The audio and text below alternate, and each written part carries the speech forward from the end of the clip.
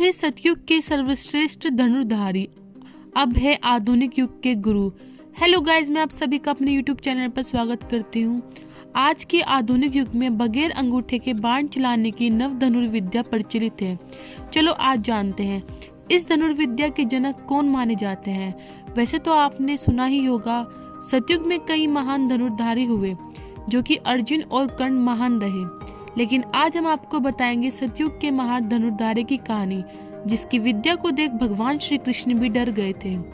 राजकुमार एकलव्य निषाद समाज से जोड़े जाते हैं। महाकाव्य में इन्हें निषाद हिरण्याय धनु का पुत्र बताया गया है। जब उनके पिता उन्हें आचार्य द्रोण की ख्याति सुन एकलव्य को धनुर्विद्या सीखने के लिए गुरु द्रोणाचार्य के पास ले गए, तो गुरु द्रोणाचार्य जी ने एकलव्य को शिष्य के रूप में स्वीकार नहीं किया। इससे निराश होकर एकलव्य ने जंगल में आदिवासियों के बीच रहकर गुरु द्रोणाचार्य की एक मिट्टी की प्रतिमा बनाई और उसी में गुरु की परम उच्च भावना रख नियम पूर्वक धनुर्विद्या का प्रयास करने लगे। बताया जाता है कि गुरु द्रोणाचार्य जी कौरवों पांडवों के राजकुमारों को धनुर्विद्या की शिक्षा देते वक्त कौरव पांडव राजकुमार वन में शिकार के लिए गए। तब उनके साथ एक कुत्ता भटककर एकलव्य और द्रोण प्रतिमा के पास अभ्यास करते वक्त पहुंच गया। कुत्ता एकलव्य को देखकर भौंकने लगा। तब एकलव्य को अपने अभ्यास में विघ्न महसूस हुआ। अपनी धनुर्विद्या का परिचय देते हुए एकलव्य ने कुत्ते के मुंह में एक साथ कई बाण मारे। कुत्ता उन बाणों को मुंह में लेकर वापस कौरव पांडव के पास पहुंचा और वे सब उसे देखकर आश्चर्यचकित रह गए।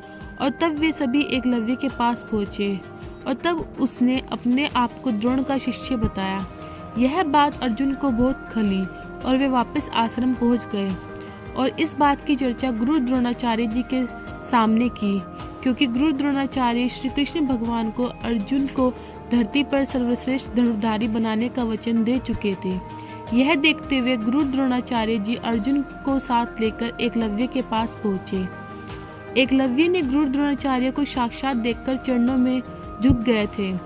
तब अर्जुन के हित के लिए वचनमंद द्रोण ने गुरु दक्षिणा में उनसे दाहिना हाथ का अंगूठा मांग लिया और एकलव्य ने बिना विचार किए अपने दाहिने हाथ के अंगूठे को काटकर द्रोण को अर्पित कर दिया। इससे द्रोण भी अत्यंत प्रसन्न हुए। उन्होंने उसे संकेतन मात्र से बताया कि किस प्रकार तर्जनी और मध्यम के संयोग से बाण पकड़कर धनुष की प्रतियंचा खींची जा सकती है। इसी तरह द्रोण ने एकलव्य को अगले स्तर की धनुर्विद्या उत्तराधिकारी के रूप में सौंपी, जो आज के आधुनिक युग में इस्तेमाल होती है। और आधुनिक युग धनुर्विद्या सीखने वाले शिष्य एकलव्य को ही अपना गुरु मानकर उनकी पूजा करते हैं। जंगल में रहने वाले आदिवासी एकलव्य को अपना भगवान मानते हैं।